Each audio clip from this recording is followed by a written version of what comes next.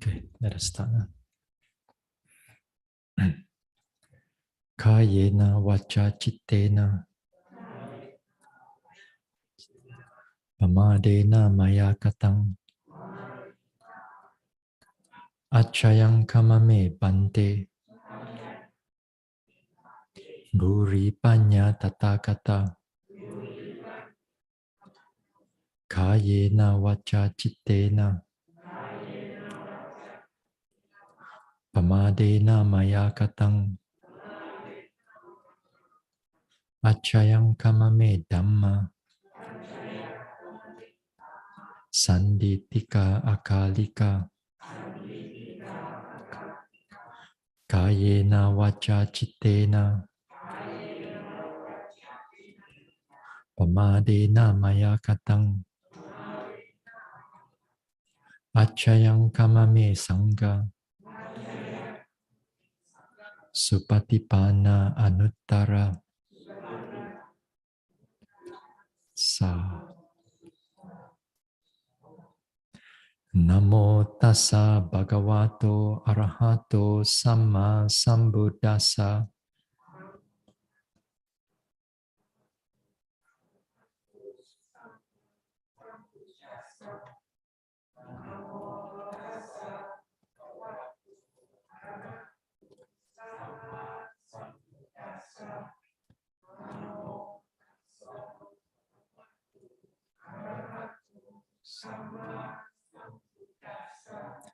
Buddhang saranang gacchami. Dhammang saranang gacchami. Sanghang saranang gacchami.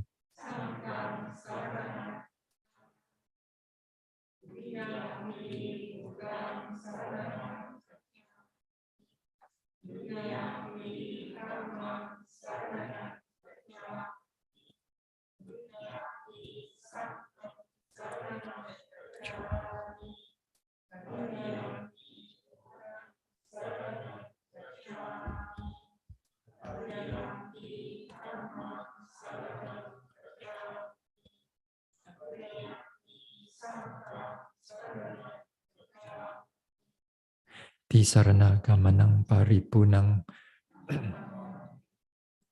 panatipata veramani sikkhapadang samadhiyami.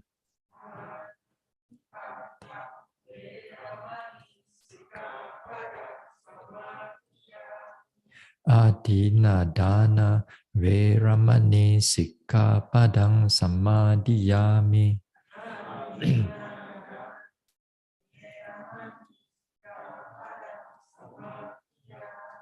Abrahmacharya veramani sikkhapadang samadhiyami.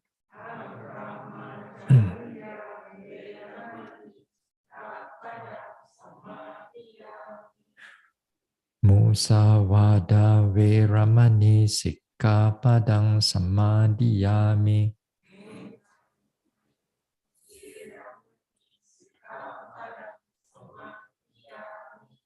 Sura meraya maja pamadatana veramani sikkhapadang samadhiyami.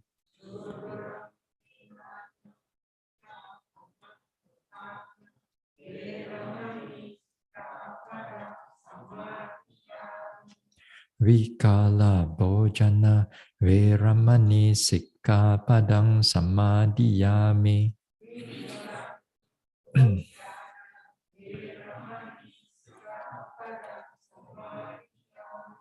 Nacha Gita Wadita Visuka Dasana Malaganda Vilepana Dharana Mandana Vibhusanatana Veramani sikkhapadang samadhiyami.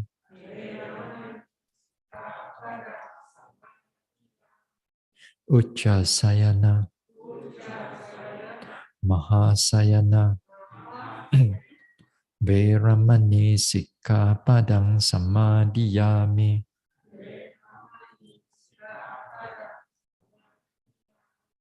Idang me silang Magapala Jnanasa Pachayo Hotu Appamadena Sampadeta. Sadhu.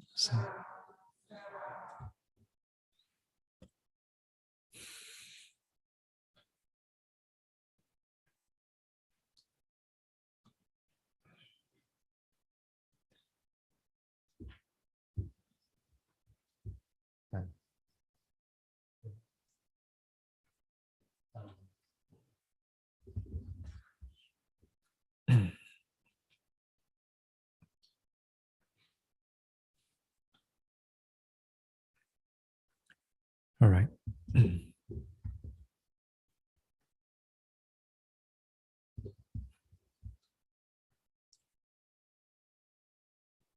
Okay, let us start with some guided Varanasati.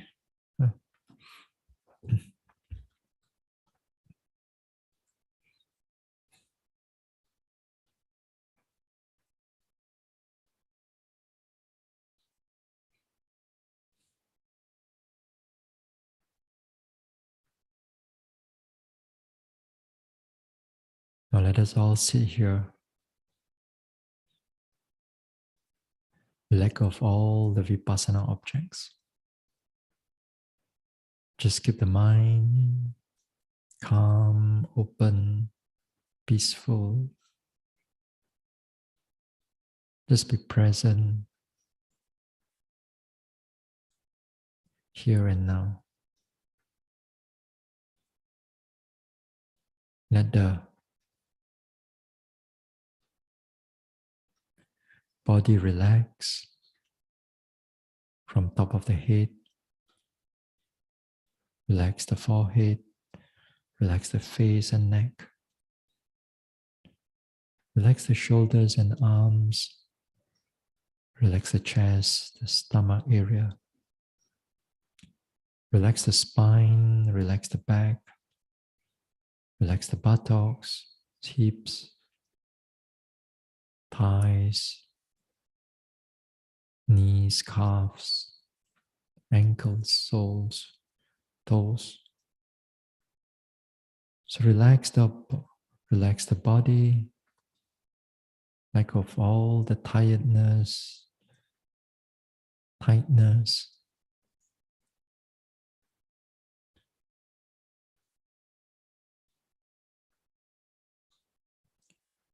My life is uncertain.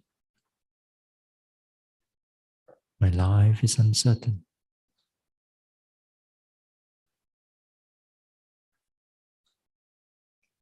But my death is certain.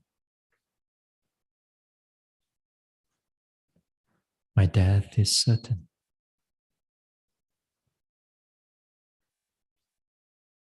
I do not know when death will come,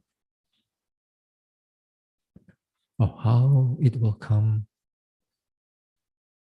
or where it will come.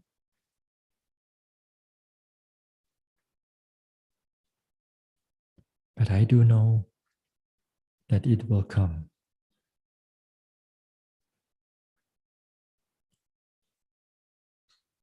When death comes, it will take everything away.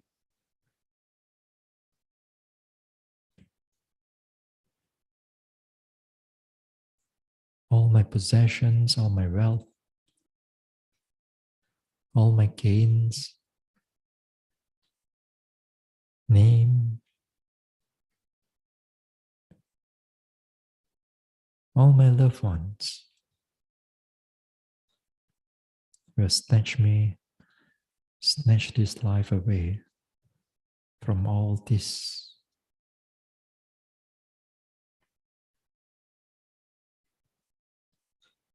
So death comes like a thief in the night.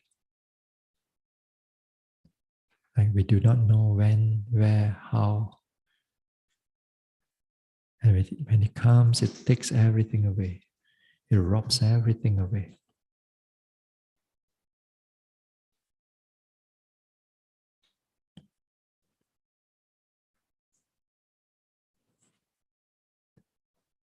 Before death comes, let me make the utmost effort to develop the mind, to develop the wholesomeness, and abandon all the unwholesomeness.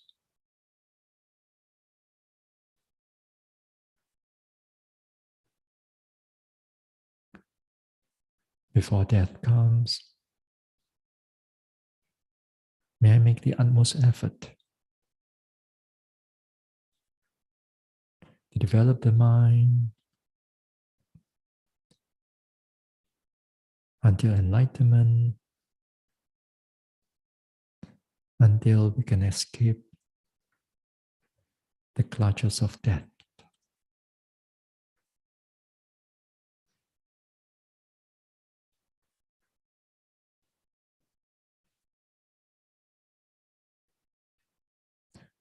Now, all of us here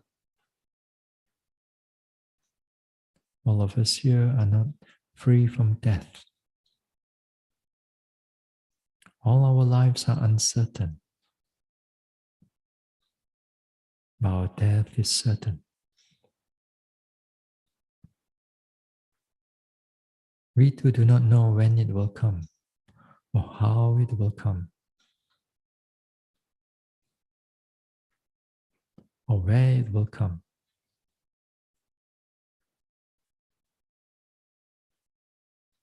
When death arrives, will snatch everything away. All our gains,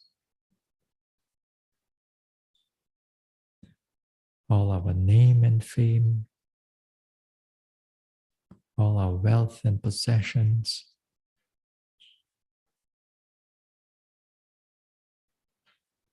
all our loved ones, and our lives.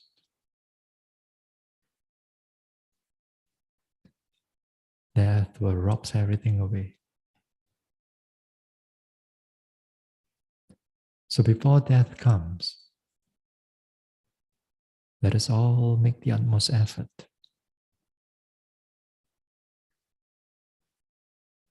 to develop the mind as far as it can go,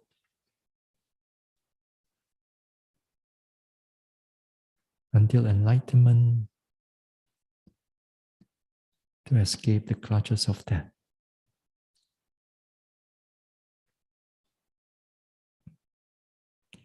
Let us develop the mind, develop the wholesomeness, abandon all the unwholesomeness before death takes everything away.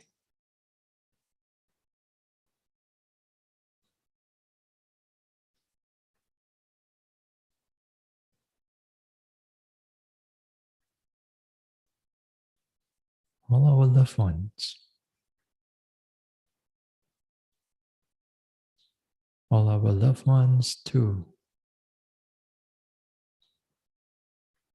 their lives too are uncertain.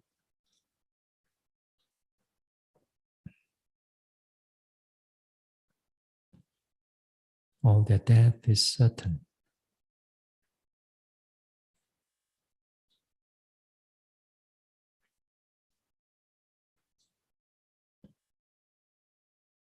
They do not know when death will come, how it will come,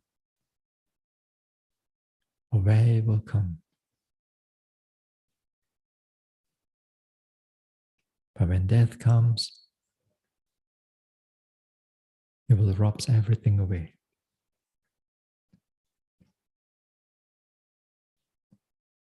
It will snatch everything away.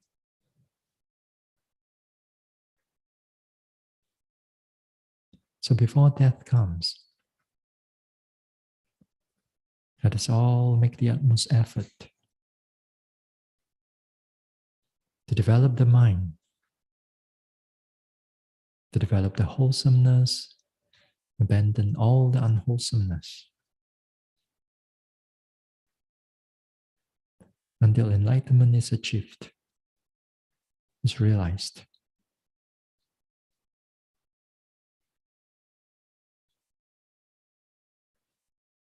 So that we can be able to escape the cycle of birth and death, the cycle of this samsara.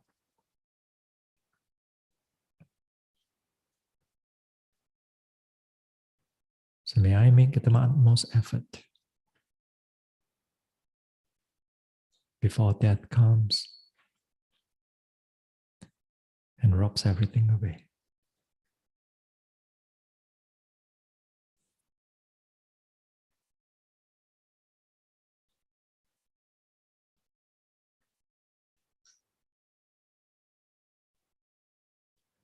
Now let us let go. Let go of the contemplation, let go of the reflection. Bring back the mind to the body. Feel the rise and fall of the abdomen. Feel the body.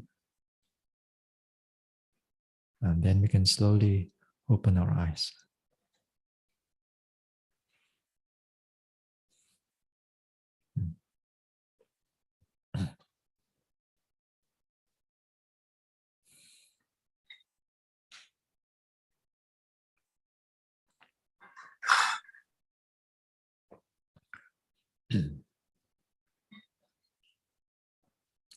Right.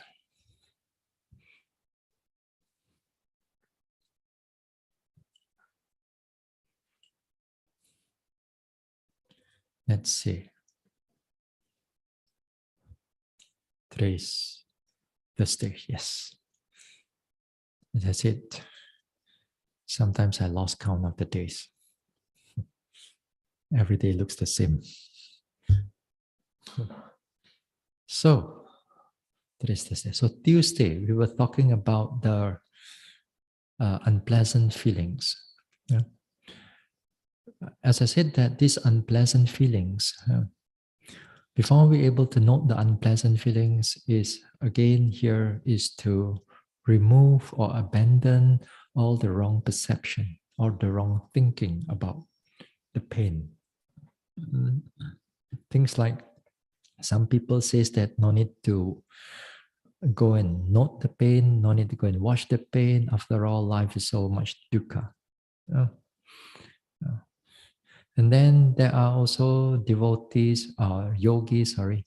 There are also yogis, when they notice pain, they already have concept that to note the pain is to make the pain go away. Yeah? That also is a wrong perception.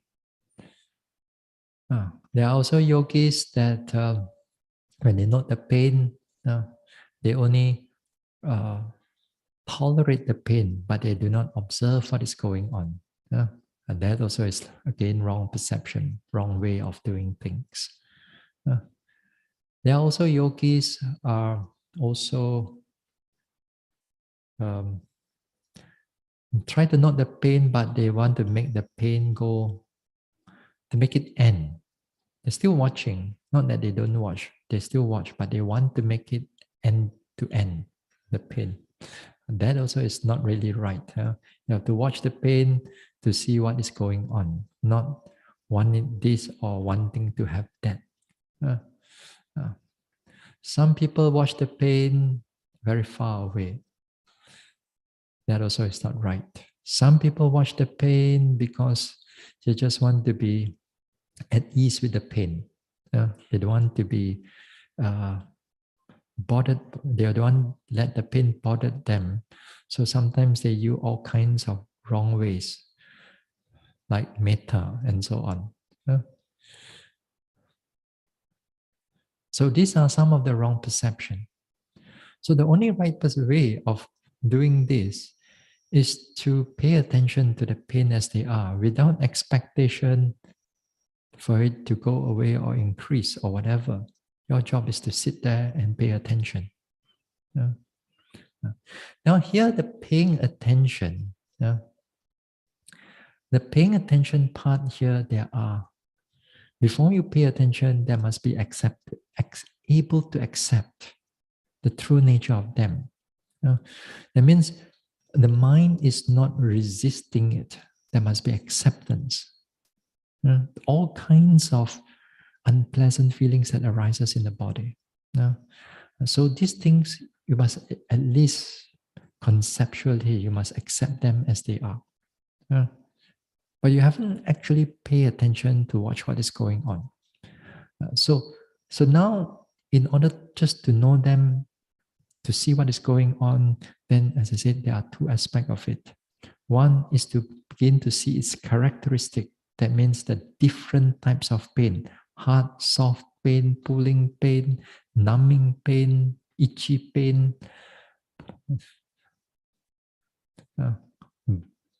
What else you have? There's so many types of pain. Sometimes you don't have the vocabulary for it, but you know that they are different, which is good. That means the mind can able to differentiate the different types of pain. Then together with, when you're able to see its characteristic, the second part is where you can begin to see the changes of the pain, of the unpleasant feelings. They get more, they get less, they change from one type to another type. Sometimes they move around, sometimes they stay and change. So your job is to see them without expecting them to go away or increase or change. Your job is to see them and let it shows you whatever it wants to show you. Now, in order for us to do that, for us to see the nature of the pain, then you must have a lot of this walking meditation, as I said. The third phase walking meditation, and that one is crucial in order to build up moment to moment mindfulness and thoroughness. Because that moment thoroughness, mindfulness thing, during in the third phase especially, it will generate a lot of effort, a tremendous amount of effort. And with that effort, when we sit down, then when the pain comes in, the mind can tolerate on it for a longer period of time. That means, especially like if you are a beginner, then you begin by noting. Usually we cannot tolerate the pain so much. It's only a very short while our mind goes into a lot of aversion, thinking, anger, and so on. But the more that you're able to do the walking and also the daily activities more thoroughly, more presently, more here and now, don't let the mind runs here and there. Even when you are in your daily activities, sometimes we forget a lot. But nevertheless, bring the mind back to the present again and again and again and again. Every moment you try to be mindful, then the mindfulness increases. So when connected with the pain, when the pain becomes strong, clear, then the mind can able to tolerate it for a longer period of time. That's how every yogi will go through the pain. There's no miracle for it. There's no your bone is stronger. There's no such thing as your muscle is bigger or your butt is bigger, less pain. Or your cushion has more cushion. No matter how many cushion you put, pain will sure come. One way or another. So, no matter how many cushioning you put, it's all for the beginning part that you are comfortable. So you are comfortable. Then you put all your cushion, no matter what. But after that, when you start sitting, then you should not move already. Then you should not move as best as possible up to the hour. Hmm? So more or less, I spoke until about that part. Uh, but I said that I want to talk about the imbalance part, but that one I have to put it later because another part which is also crucial. You can able to note, you can able to tolerate, but after your patience get thinner and thinner, what are you going to do? Your toleration tak boleh already, betahan already. You come to your limit already. So what are you going to do after that? No? So that is also another part of pain that we unpleasant feelings that we need to look into it also. So in the beginning part, you can able to note the pain. You can note the pain until its certain limit, perhaps like 20 minutes or 15 minutes and so. But what are we going to do after that when the time is not up yet? Yeah. A lot of time we hope lah, here the bell rings already. But sometimes it does not ring yet. Yeah. Because when the pain comes, it feels so long, but actually the time is very short. But when happiness comes, very fast, very fast you think that sitting past, but the time actually goes quite long. Yeah. It's all opposite. So even a minute of strong, excruciating pain, it feels really, really long period of time inside there. Uh, so what are you going to do after you come to the end of, not the end of the sitting, but you cannot tolerate anymore? This is where, again, here we have to deal with a lot of thinking, aversion, doubt, skeptical doubt, and so on. A number of things are happening, not just aversion, but mainly is aversion. Mainly is the dislike towards it. Some people not just only dislike, some people really angry about it now when it comes to this part. And this part also can be very interesting because your mind is going to trick you in every way just to get up, to make you to get up, to make you to move the body. Yeah. You're going to trick you. Sometimes the tricking is just you sit down, you sit down, you're very still, but your mind is already tell you, hey, move a little bit, the leg, a little bit. Then you put it back again. Then after that, painful again, you move a bit, then you put it back again. A little trick, the mind will trick you into doing so many things. Yeah. Yeah. So now the thing here is that we have to learn to catch it. Yeah. Here's to learn to catch it. Yeah. Now, when it comes to that particular part of it, this part of it, then here if aversion arises, if that time aversion, dislike towards the pain, the mind starts to getting very annoyed with the pain, annoyed with the itchiness, frustrated with it. This time you have to note the aversion. Aversion, frustration, don't want, whatever lah. Just keep noting it. If you can, if you can. You have to try this part because this part is also another crucial part that you have to learn the skills to deal with this part, this area. Because usually when the yogis come to this area, they already give up. They already give up. Then sometimes they cannot able to finish that 1 hour. But sometimes even some of you may able to meditate and finish hour after hour, sitting after sitting, But there will be certain days this pain can be quite strong. It can be very strong, not quite strong. Then this part it will bring you again towards the the angry, the anger, and so on. So you got to note the anger. And you note this anger. And you note this anger. And sometimes this anger will not just come as anger, but it will come as a lot of thinking that's going on. It will tell you, is it time? Is the bell rang already?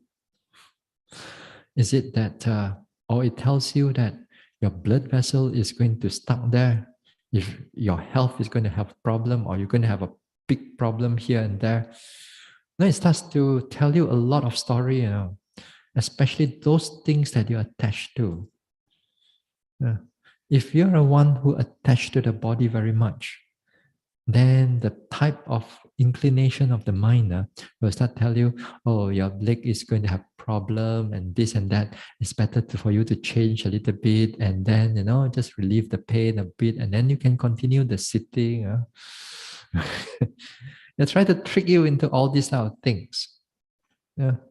Yeah. So a lot of things. Let me see it. There's one yogi long ago. He came into the interview. Bhante, my pain is so horrible. So horrible until I asked my mom to come and help me. Asked my mother. But my mother already passed away 30 years ago. Ask mommy to come and help. See? I nearly laughed until fall from the seat.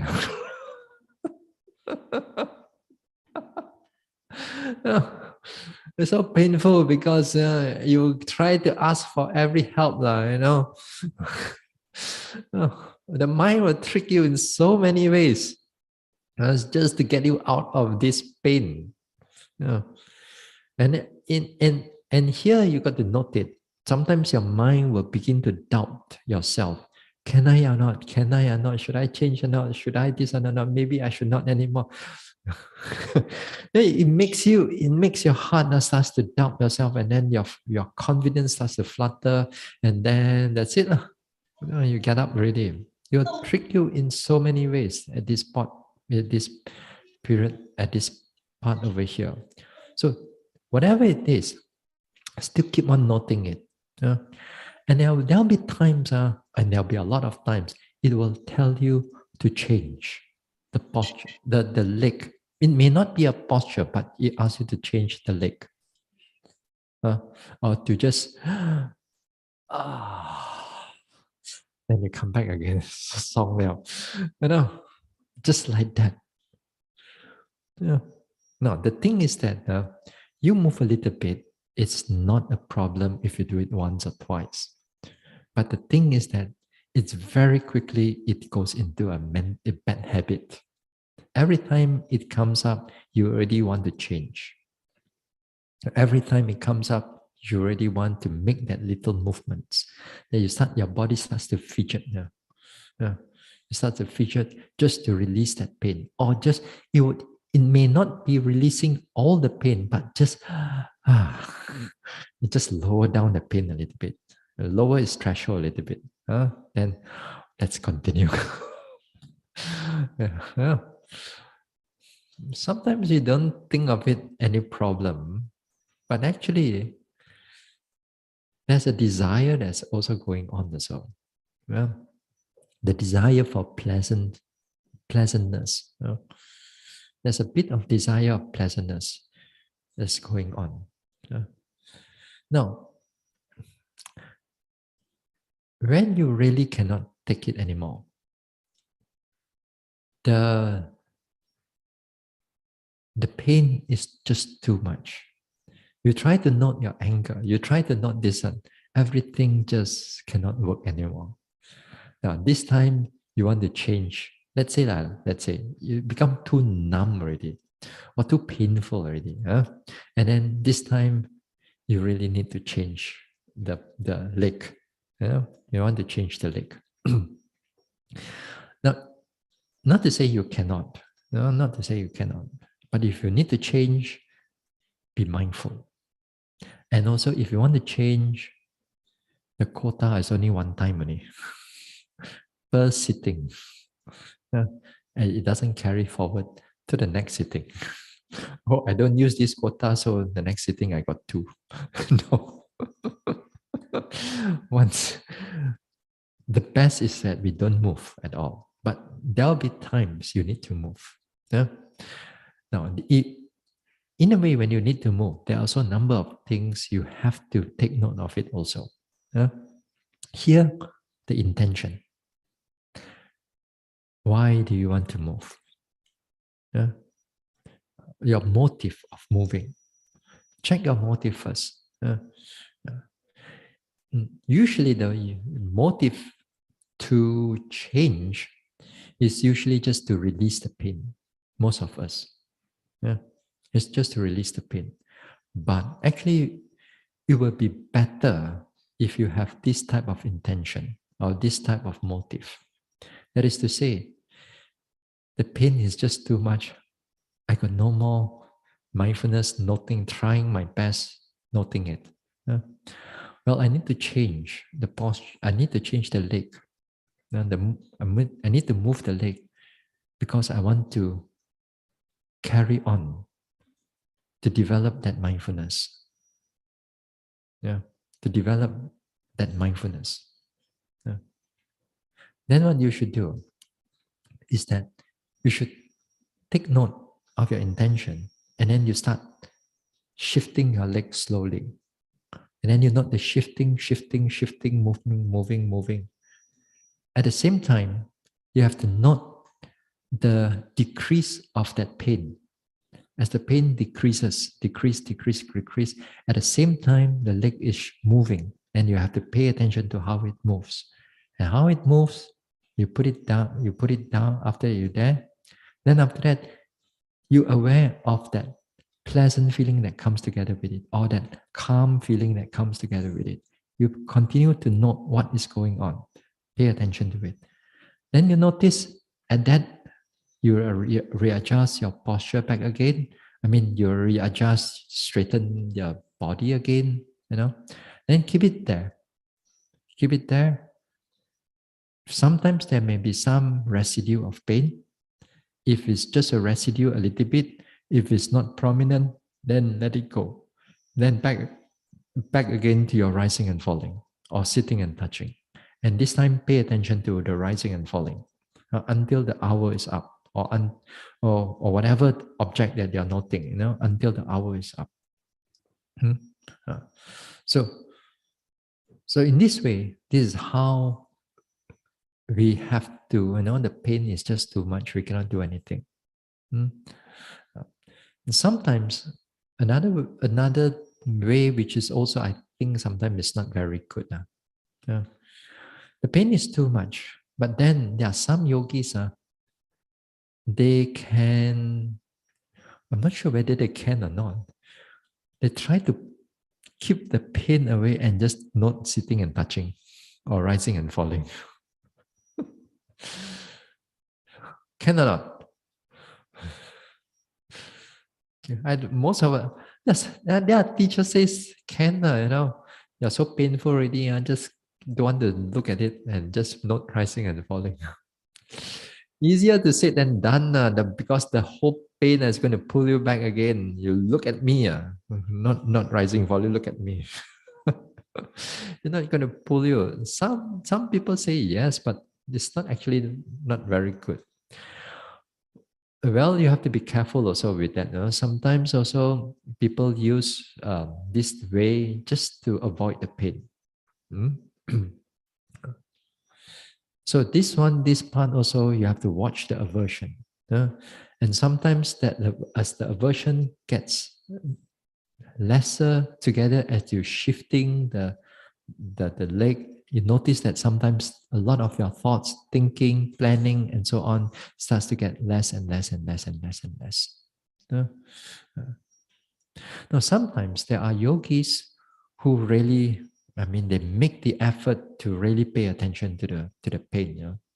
Somehow that their resilient power is very powerful. They really sit with it. Excruciatingly painful. Until sometimes, really painful until it breaks the whole pain, and then after that, the pain starts to decrease a little bit.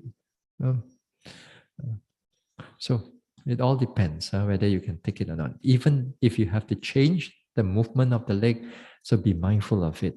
Take note of your mind, take note of the aversion that is decreasing, sometimes the pleasantness that is arising. All these things are still, you still need to pay attention to it. Then until up to the hour. Hmm? The best is try not to change at all.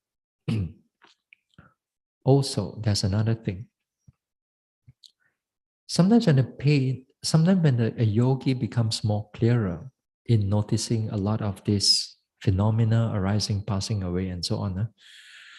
Sometimes when it comes to the pain also, the yogi can take up whether paying attention to the pain, the feelings of the pain, or the mind that notes the pain. Okay? The mind that notes the pain. That is also another object. So the differentiation between feelings of the pain and the mind that notes the pain, also they can become clear to them. So this time, sometimes even the pain can be excruciating. And they can still able to tolerate. It's not going into a lot of anger yet or aversion, but the mind is already able to see the noting aspect of it, the arising, passing away of the noting that is connected with the pain. And somehow or another, in this way also, the strong feeling of the pain can start to reduce also. Because you're not noting the pain, you're noting the mind that notes the pain. It's a different object. Yeah? So sometimes that also can happen. Yeah? It feels that the pain is not so painful, but the moment that you turn the mind back to the feelings again, then it becomes very painful, excruciating again. So sometimes the mind can go to and fro between the noting mind and the pain itself. So this is also can be quite interesting. Yeah? So this part also is important. Yeah? Now, so the next thing about pain again, what is the benefit to note the pain? Why we have to go through all the pain? Because of course, the first thing is that it's a predominant object, right? But it is not just predominant object, because it will give you a lot of benefit in noticing the pain. One of the aspects is that when you note the pain, because the object of the pain is predominant itself, you try to pay attention to it.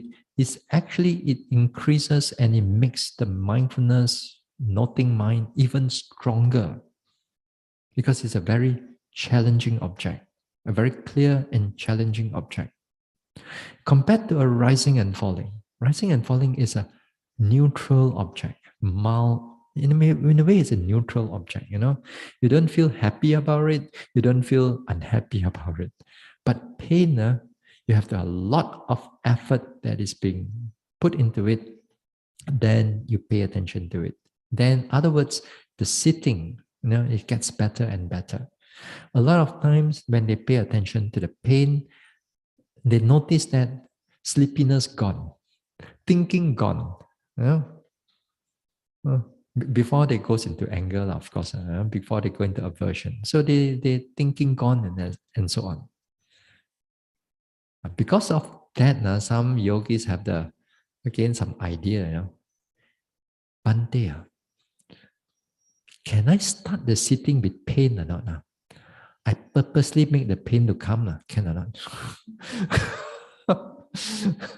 That's why they pull the leg, so they sit like the Buddha, full lotus. They cannot they push then they straight away want to feel the pain already. Because the pain come, it's good. It's a good friend to them, no sleepiness.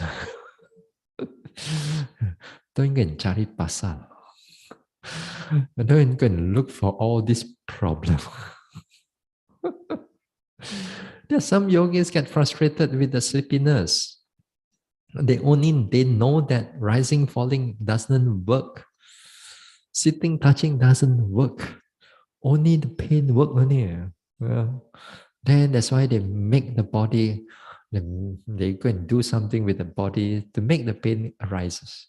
Yeah. But don't do that. Don't do that. Yeah. You purposely to make the pain comes, you're going to have a lot of problem. Yeah. Not to say it's wrong, actually, but it's not a good way. Huh?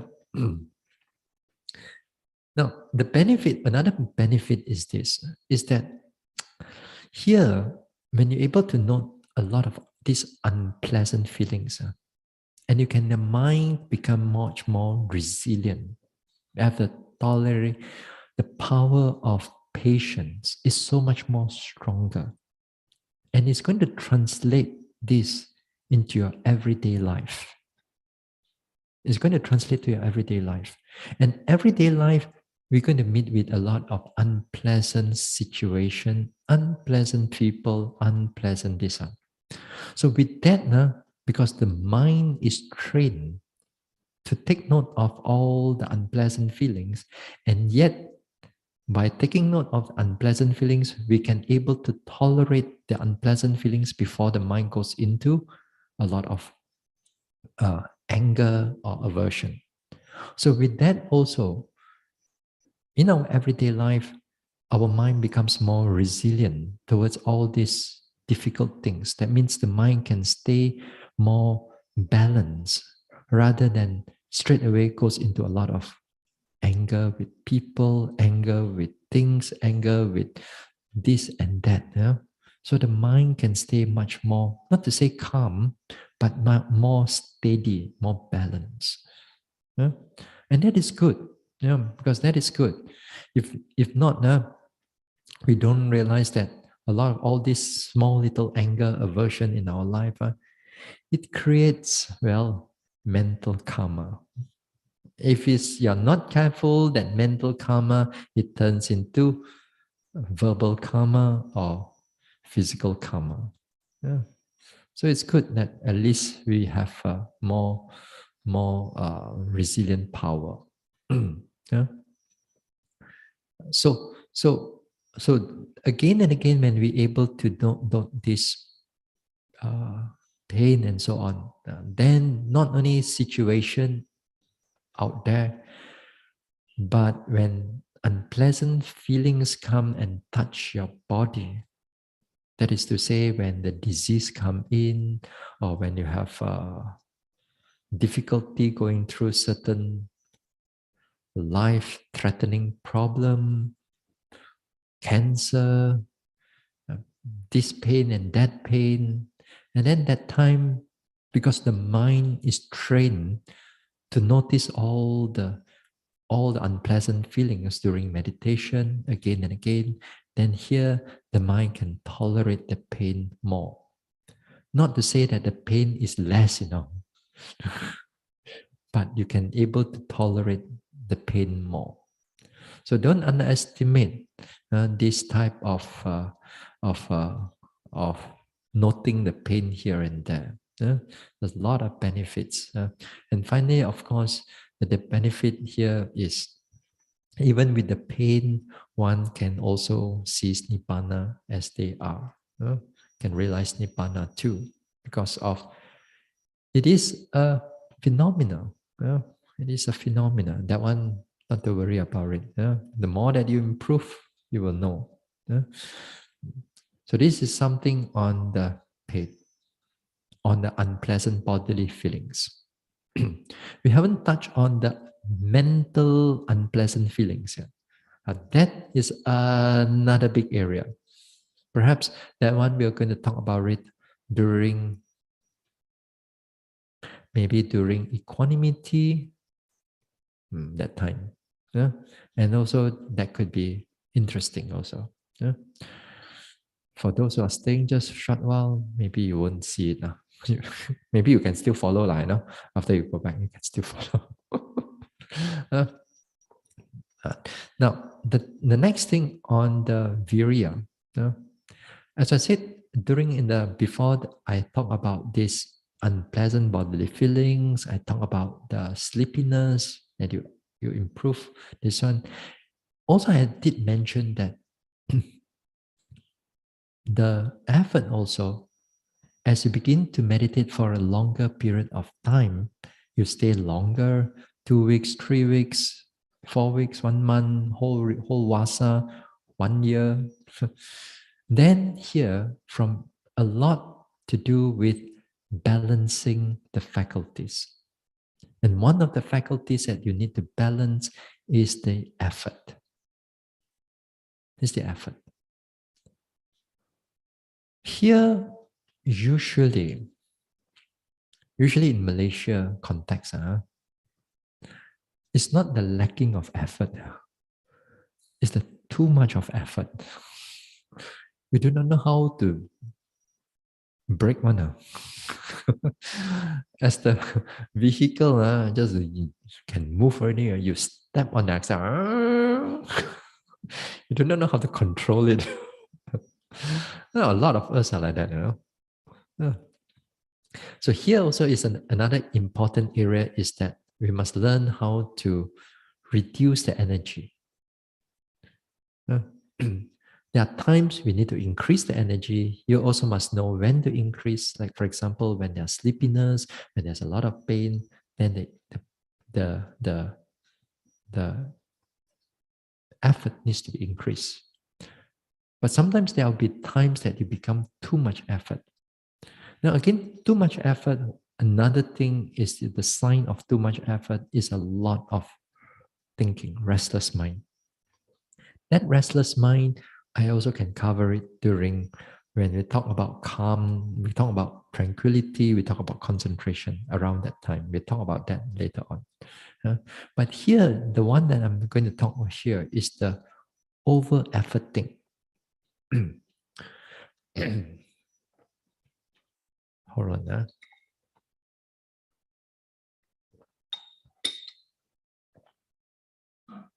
Now, the over effort thing here is that sometimes some yogis, they tend to push too much on their objects. They tend to push too much on their objects. Generally, the object is already clear. Generally, the object is clear. And how this time, because they want to see the things more clearer, that is where they start to yeah. It's like those days we have TV. We have to manually tune it. Nowadays TV, if you have an area, you only press the button, you auto tune for you. That one. Those days we have to tune this one to make sure that we catch the right signal, for a right channel. So the moment that you're able to tune until all the pictures become clear, you adjust a little bit here, a little bit there. Finally everything clear. Then you leave it like that. Then you watch. Okay? So something like that also. In the meditation, in the walking, sitting, and daily activities, this is where the skills of a finer skills of a yogi to be able to tune its effort or its concentration or its investigation or its mindfulness on everything. So the effort thing here, the too much effort thing is that they over pushing. As I said earlier on, just now, is that sometimes yogis are very impatient for progress. They thought that when the object is clear, they want to push the mind, push the attention, push and push and push to make even more clearer. You tune the TV, tune, everything gone. Everything gone again. It's just like they cannot be content. No, I wouldn't want to use the word contented. Just to be balanced at that point there. Things are already clear. Don't go and kacau, don't go and disturb it. Things are already clear. Yeah. But sometimes yogis tend to be impatient, they want it clearer. So the attitude of noting is to keep on over pushing on every object they take. That is where a lot of time they go into a lot of tension and headache and migraine and so on. This is one thing. Another thing is that some yogis also, when object is small, sometimes it's clear in the beginning. Let's say it's clear, clear, clear, clear, clear. Then it gets smaller, smaller, smaller, smaller, smaller, smaller. This is another. They go small already. Object is the nature of the object is small, but they thought it cannot be the object. How come it's so small? I want to make it bigger, bigger. Then they like that. Yeah, they keep on pushing and pushing and pushing, and that also another problem. Another big problem. Some yogis don't want to change object. Some yogis, somehow or another, they don't like to change object. Perhaps because they may come from a samatha background, or they have a wrong understanding about vipassana. When object is not predominant, they just cannot let go, especially the primary object of the rising and falling. Object is already so small, nothing much, but they keep.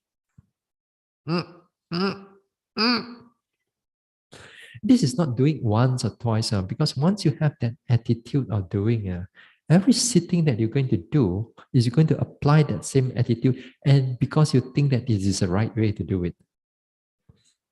And then that is where it gets a lot of tension building up again and again. This is one thing. Another thing of a yogi is this. Another thing is this. Walking meditation.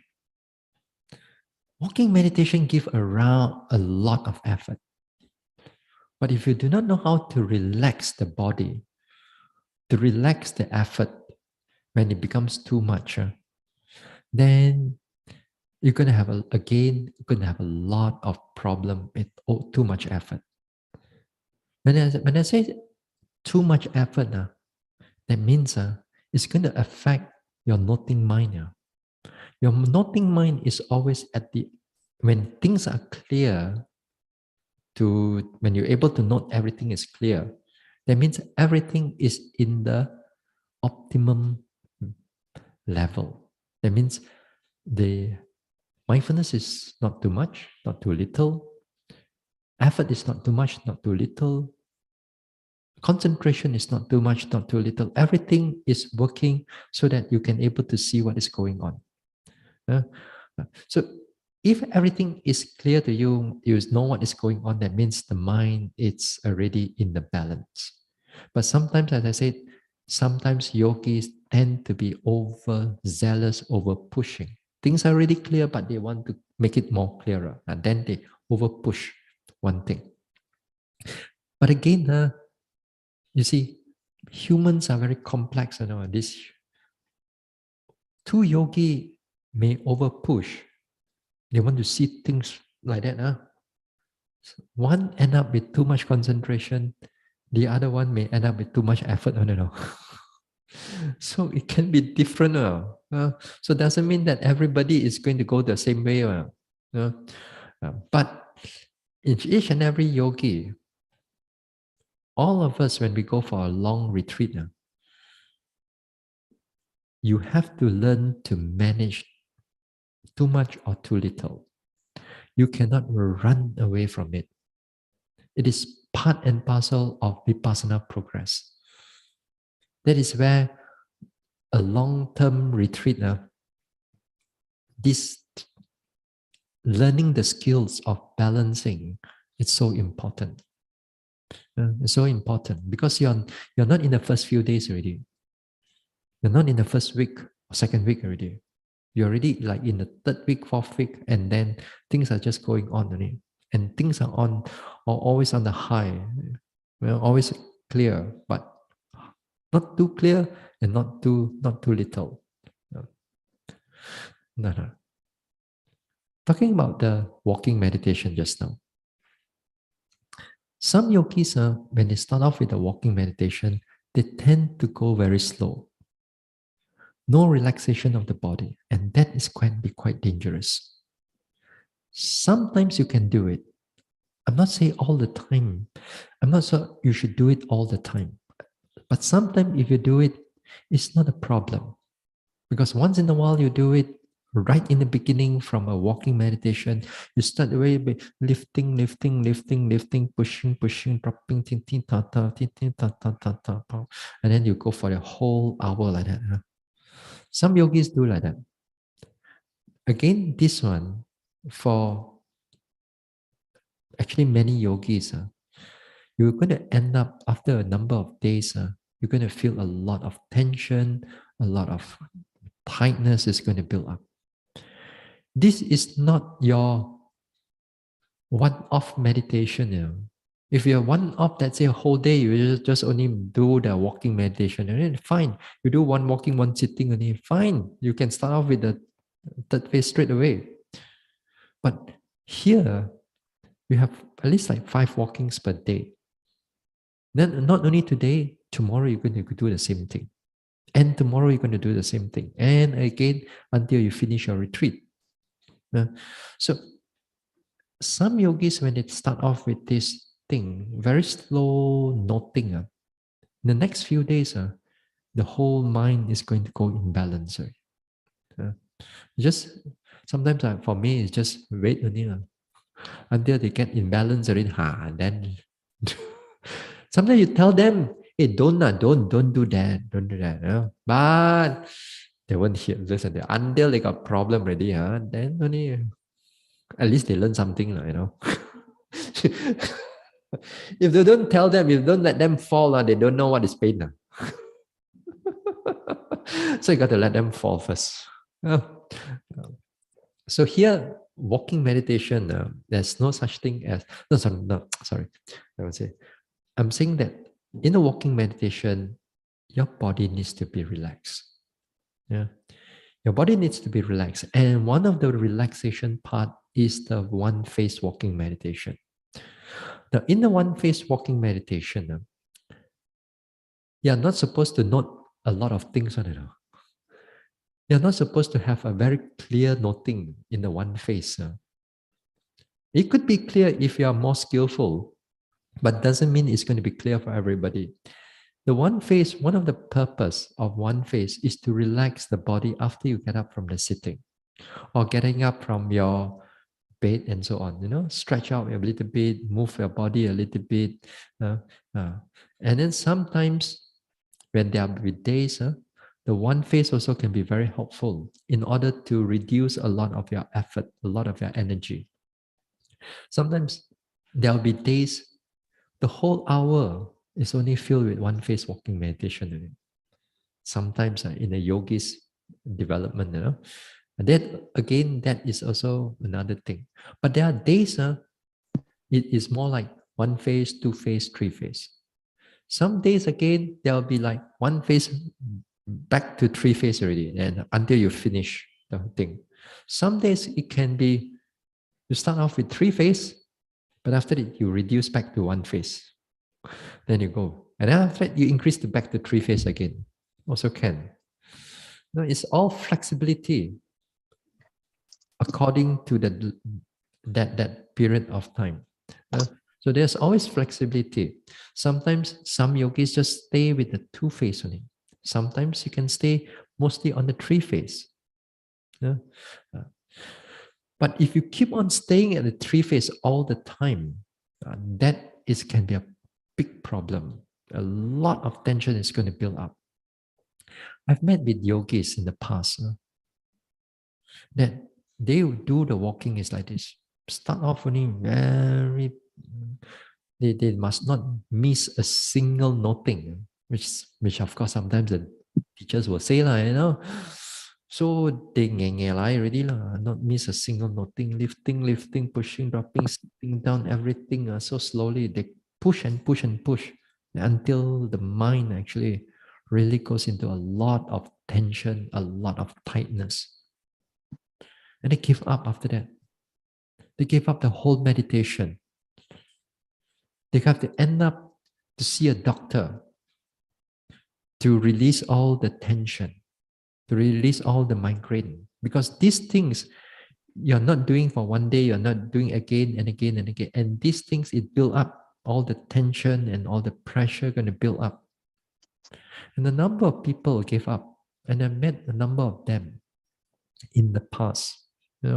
I've seen.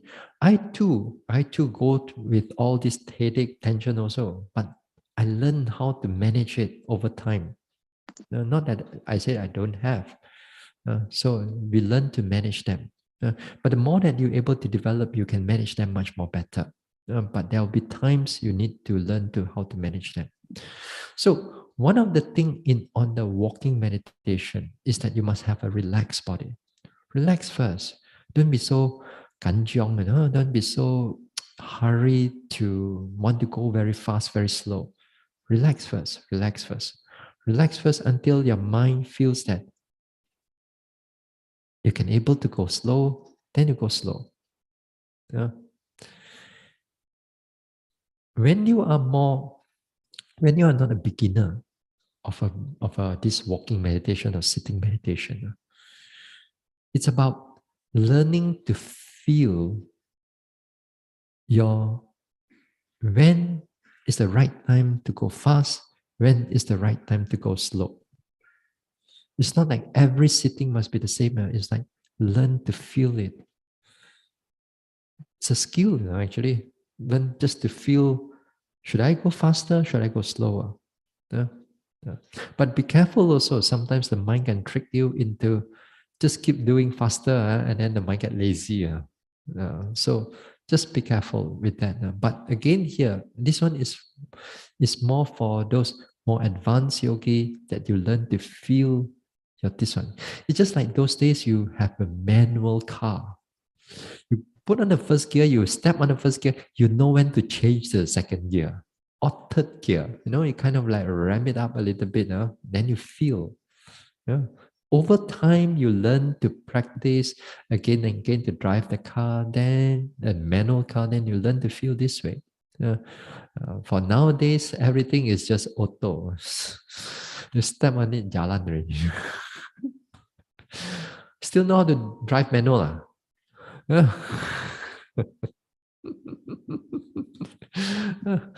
You must know how to press the clutch and when to release the clutch and together with the accelerator. If not, now you let go of the clutch too much, then everything gone. So a lot of balance also is involved, especially driving. So too here, walking meditation also the same thing. We'll go with the walking meditation, don't over push. Even when you are in a long retreat, especially when you are in a long retreat. If you're in a 10 days retreat, if let's say you start off with a bit of a 3-phase straight away, I close one eye. Because after 10 days already, balik already. Your headache come up already, but it's already back already. And all release. It's okay, it's fine. But if you're long-term one, I cannot. You cannot, because you're going to go that and then you're going to end up with a lot of all this headache. And then the whole meditation is get affected. You cannot meditate at all. It's the moment you sit down, tension. The moment you start walking, tension. And it's terrible. So as I said, start off with the walking first. Start off with the one phase first. Relax the body first. Generally, make sure that the body is relaxed. Learn to feel it. After that, after a while, you feel that you want to go slow, then go slower. You want to skip second phase, it's perfectly all right. Go to the third phase. You want to go within the third phase, you want to go slower, whatever, then you learn to notice it. And then after that, you pay attention to whatever, then you find that the more that you're able to do it, the body is still relaxed, then well and good. Then carry on. But if you begin to feel that tension, it starts to gather, take note of the tension a little bit, but don't this one yet. Don't let go yet. Sometimes it's just a little bit. But it's the more that you do, the tension is getting more, then again reverse back to one face. Reverse back to one face. Then until the tension starts to calm down, then fine. Or another thing is that watch out for that thinking mind. A lot of thinking mind is coming. Let's say you're walking, and then you go slower and slower. You pay attention. Initially, you can able to notice sensation that's coming up in the walking. But after that, short while later, a lot of thinking starts coming up again. A lot of planning and so on. Within that slow walk, again, these all the signs of over efforting coming up already. So what do? Then go faster again. Then we change faster again. Yeah? Sometimes in the walking, then in the walking also we can able to use the secondary objects rather than just the primary object in order to balance the mind. The secondary object, that means from the ankle upwards all the way to the head. Something that is moving while you are walking. Take attention, perhaps the thighs or the hips or the knees that is moving. So this time, if you feel that sometimes tension building up or thinking building up, you still want to keep the same speed. Okay, then try this way. Then let go of the primary object, which is the movement at the feet, lifting, pushing, dropping. Then this time, take note of another moving object, which is the hips or the knees or sometimes the shoulders that is moving, and then follow it for a while. Follow them for a while. Just walk like what you are walking. You don't have to change the speed. Sometimes changing of the object, it also releases the energy. Because sometimes the thing is that our mind is trying to become very like, oh yo. You put a paper inside the noting mind also split. You put a hair also inside there also split. So concentrated, so concentration, so effort area. So this time also, if you feel that there's too much efforting trying to over focus the whole thing, then again rebalance it by changing into another object. So changing to another object, it disperses the over concentration or over efforting at that moment of time. It goes into a bigger object sometimes or different object. Then the whole mind comes back balanced again. Again, it's a trial and error. All these things it's learning its principle, and when we applied it in our walking, we try like this way, that way, as long as the whole mind goes into balance again, clear, relax, then start carry on. Yeah. So this is one of the way, especially when we do walking. Either you change the speed faster or slower, or you change the object. You change the object to a secondary object. With the secondary object also, sometimes you can stay with the secondary object for a longer period of time. It's still okay. Your mindfulness is still there. But sometimes we are not so used to the secondary object in the walking meditation. We tend to stay with the primary objects only. So get used to the secondary object, just like sitting also the same thing. Yeah, the secondary object, pain, itchiness, heat, warm. Those are secondary object. Rising, falling is the primary object. So it's the same principle of what we are doing in the sitting as in the walking too. Yeah? So take note of this type of thing. This is one way of how we learn to balance. Now in the sitting also, again here, sometimes in the sitting, it's the same principle again. Of how we disperse the object, disperse the energy. And also it works together with concentration also. Now, again here, sometimes yogi tend to pay attention into the object very strongly.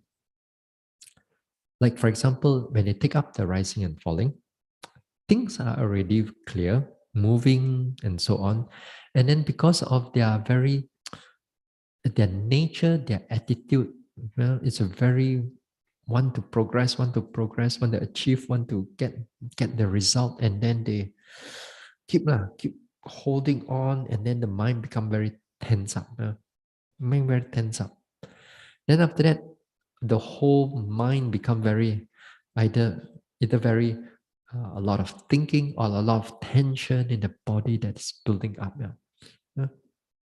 Now, if you able to notice these things happen, again here it will be good that just learn to shift the mind again to the secondary object, just to disperse the mind away from that from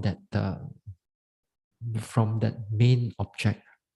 Because if you're going to keep on holding onto that object, the effort is going to go more and more. The tension is going to build up. So disperse again. Here to disperse the object, sometimes you can use sitting and touching. And one of the good ways to disperse an object is to take a big object, not a tiny object. Tiny object going to have a bigger problem, but a big object. So how do you take a big object during in the sitting? During the sitting, the big object is the whole body sitting. Yeah?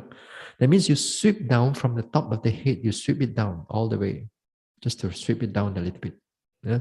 Sweep it down until you feel that things are clear again, things are balanced again, things are okay, back again to the rising and falling. No, to rebalance the mind again and then back again to notice how the rising and falling is taking place. And that time, again, be careful of your attitude again, of the mind is going to. As long as things are clear, just be patient. Keep noting it. Keep noting it. It will keep on changing, and whatever is going on, sooner or later, you're going to see more and more things. You're going to see more and more things. Again, here, all these things is part of the trial and error that you have to go through.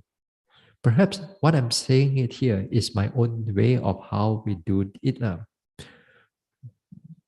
But finally, it's up to you how you do it. As long as you bring the mind back to balance and clear again. Yeah? Sometimes some yogis felt that too tense already. They get up and walk because they know they're going to explode already inside there. So they get up and walk. Release it off again. Release it off for 5-10 minutes. Okay. Then back again. Relax again with the rising and falling again. Also can. Yeah. So there's no hard and fast rule. It works for you, then you remember it. Yeah. Yeah. Okay. So we'll stop here for tonight. Tomorrow we'll continue this a little bit more. Okay.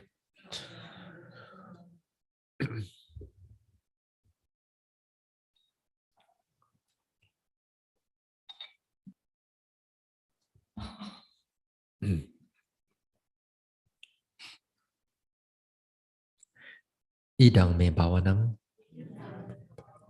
nibbanasa pachayo hotu. May my mental cultivation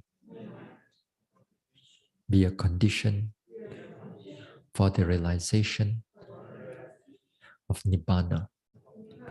Imang no punya bagang sabba satanang dema. We share these merits with our departed ones, with all beings and all the devas. Sabbe satta sukhi hontu anumodantu. May all beings be happy. May they rejoice in these merits. Sadhu, sadhu, sadhu.